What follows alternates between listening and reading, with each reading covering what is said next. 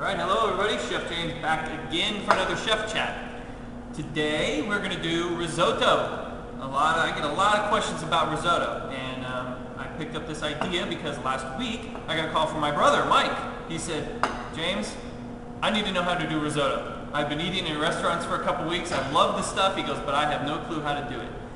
Truth is, it's really, really easy to do, but it takes time, it takes patience, and it takes a little babysitting because this is not a dish that you can just make and walk away from. So this might be a weekend dish you might want to make because during the week you're busy doing your other things, right?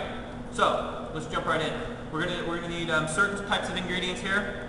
Now these are basic ingredients. You can add other things to your risotto, and I'll explain that in a little bit. So first, what we have here is we've got butter. I've got some diced yellow onion, some salt and white pepper. I've got roasted garlic, which I turned into a paste. I pureed up. And then we have arborio rice, A-R-B-O-R-I-O, arborio, okay, and that's a risotto rice. There's other types out there, but this is the most common. Now what's different about this arborio rice is that it has two starches in it, two types of starches. It has a hard starch and a soft starch. So what we have is we've got, if you take a good look at this rice, you've got your soft starch, which is on the outside of the rice grain, and it's a little opaque, you kind of see through it. And then you've got your hard starch, which is in the middle, and it's white. So that's your arborio rice. So we're going to start now. We turn our pan on.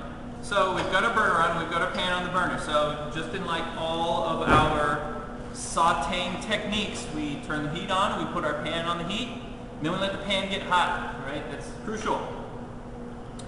So after the pan sits there, and you'll know when it gets hot, right? It'll take about 30 seconds or so. Once your pan gets hot, then you want to add your fat to the pan. Butter, oil, what have you. So we're going to add some butter to the pan.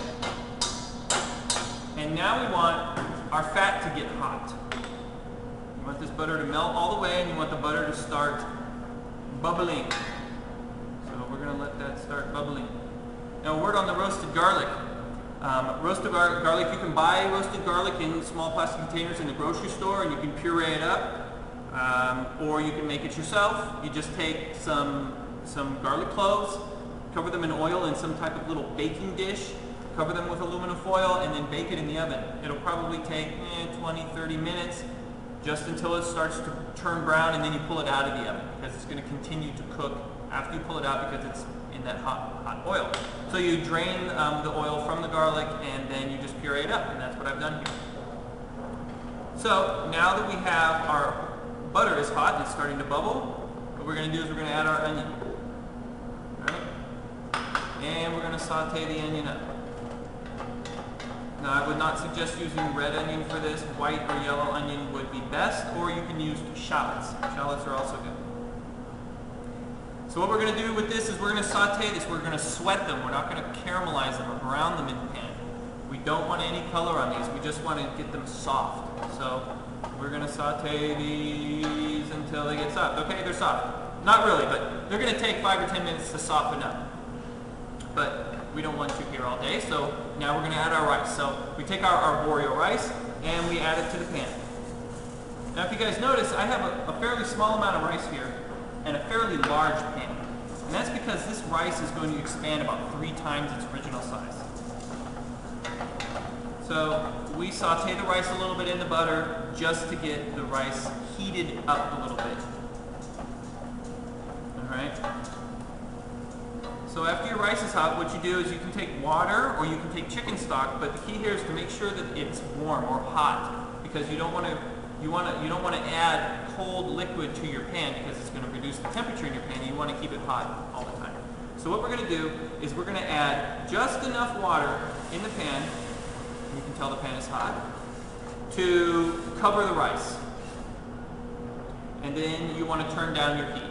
Initially we had it on high to saute. Now we're going to turn it down to about medium.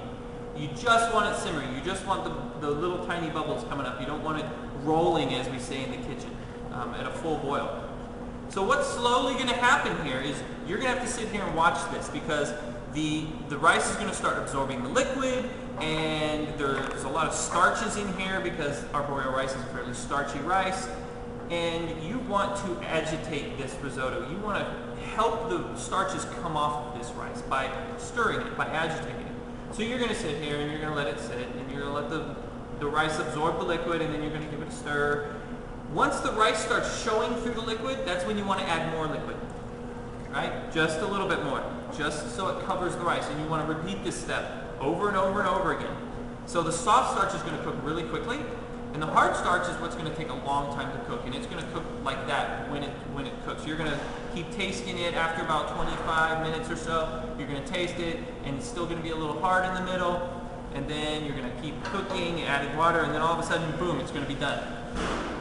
So at that point, you want your risotto a nice consistency. That's why you add small amounts of water at a time, so you're not left with rice that is done and lots and lots of liquid in your pan, because then you have runny risotto. Nobody wants runny risotto.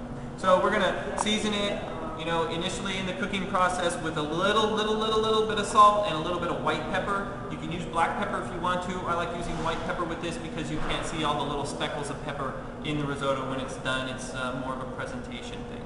So, and then when we add our salt and pepper, we'll add our roasted garlic paste in here, and we'll stir that in.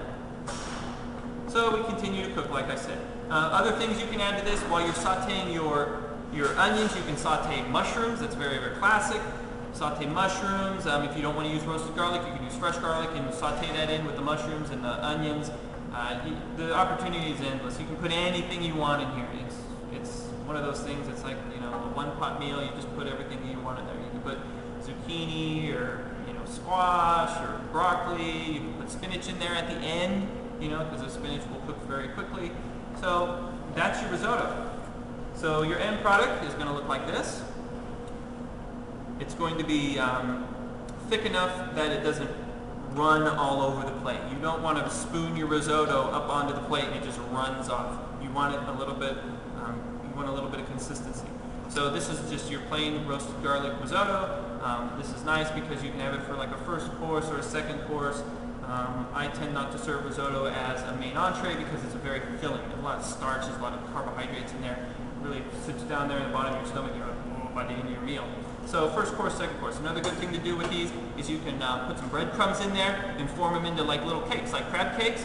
Bread them with breadcrumbs and deep fry them, and you'll have a risotto cake. Okay, works just the same. So that's our risotto. If you guys have any questions, something you think I left out, please just leave a comment and I'll reply to it, okay? So until next week, see you guys later.